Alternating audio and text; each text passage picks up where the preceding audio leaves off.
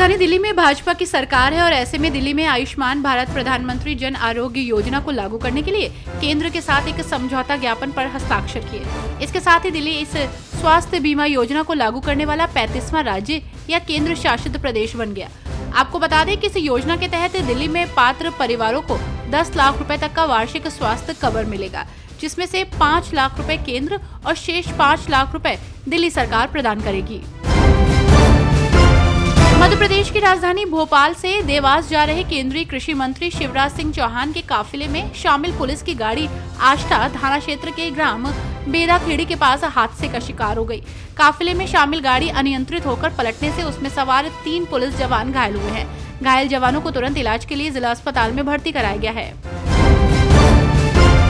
Bharatiya Janata party की सांसद कंगना रनौत ने वक्फ संशोधन विधेयक पर बात की है। उन्होंने कहा कि वक्फ बोर्ड को कांग्रेस ने कानून से ऊपर बना दिया था, इसलिए ये विधेयक उसे कानून के दायरे में लाता है, ताकि अगर किसी आदिवासी की जमीन छीनी जाती है तो कम से कम उसके खिलाफ कुछ कानूनी कार्रवाई की जा सके। पंबन ब्रिज का उद्घाटन प्रधानमंत्री नरेंद्र मोदी 6 अप्रैल को करेंगे। केंद्रीय मंत्री अश्विनी वैष्णव ने कहा कि ये पुल रेलवे के इतिहास में सबसे महत्वपूर्ण पुलों में से एक है और तमिलनाडु के इतिहास के सबसे महान वास्तुशिल्प चमत्कारों में से एक है। साथ ही उन्होंने कहा कि ये समुद्री जल में बना पहला वर्टिकल लिफ्ट ब्रिज होगा। हरियाणा के मुख्यमंत्री नायब सिंह सैनी ने वक्फ बिल को लेकर कांग्रेस पर तुष्टीकरण की राजनीति का आरोप लगाया है और कहा कि 2013 के वक्फ अधिनियम से देश को नुकसान हुआ। उन्होंने बताया कि प्रधानमंत्री मोदी 14 अप्रैल को हिसार एयरपोर्ट और विकास परियोजनाओं का उद्घाटन करेंगे। सैनी ने पिछड़े वर्गों को आरक्षण देने की घोषणा की और कालका मंदिर में राज्य की खुशहाली के लिए प्रार्थना की। पटना में वक्फ संपत्तियों और उनके उपयोग पर प्रकाश डालते हुए बिहार के राज्यपाल आरिफ मोहम्मद खान ने कहा कि पटना में वक्फ के अधीन कोई अस्पताल या अनाथालय नहीं है। उन्होंने वक्फ संशोधन विधेयक की सराहना की और इसे सुधार के लिए उठाया गया कदम बताया। इस दौरान उन्होंने कहा कि जब मैं यूपी में मंत्री था तो मैंने कुछ समय के लिए वक्फ विभाग संभाला था। मुझे हमेशा ऐसे लोगों से मिलना पड़ता था जिनके पास संपत्ति से जुड़े मामले चल रहे होते थे।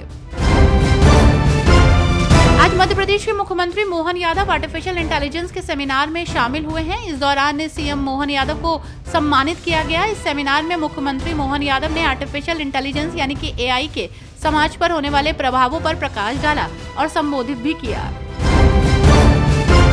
वक्फ बिल को लेकर सियासी पारा 7वें आसमान पर है। राजनेता लगातार एक दूसरे पर जमकर आरोप प्रत्यारोप लगा रहे हैं। वहीं इसी बीच पटना में तेजस्वी यादव ने वक्फ बोर्ड बिल मुद्दे पर प्रेस वार्ता की, जहां कहा गया कि अगर बिहार में हमारी सरकार बनी तो उस बिल को कचरे के डिब्बे में फेंक देंगे।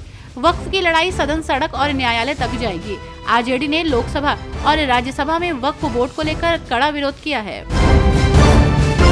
हरियाणा कांग्रेस के वरिष्ठ नेता रणदीप सिंह सुरजेवाला ने सैनी सरकार पर जोरदार हमला बोला। उन्होंने कहा कि हरियाणा की नायब सैनी सरकार ने HKRN के माध्यम से लगे नौजवानों को बड़ा धोखा दिया है। उन्होंने कहा था इनको पक्की नौकरी देंगे, लेकिन अब उन्होंने इन नौजवानों से धोखा और फरेब किया।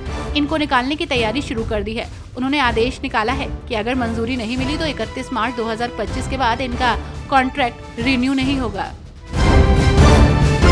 केंद्रीय गृह मंत्री अमित शाह ने छत्तीसगढ़ के दंतेवाड़ा शहर में राज्य सरकार द्वारा आयोजित बस्तर पंडुम महोत्सव के समापन समारोह में शिरकत की। इस दौरान उन्होंने कहा कि पहले उन्हें दंतेवाड़ा में सीएम द्वारा रैली करने से रोक दिया गया था। इस पर भूपेश बघेल ने अमित शाह को जवाब देते हुए कहा कि कांग्रेस सरकार के समय तो आपके बस्तर दौरे हो रहे थे और हमारी सरकार ने आपसे कभी जाने को मना नहीं किया।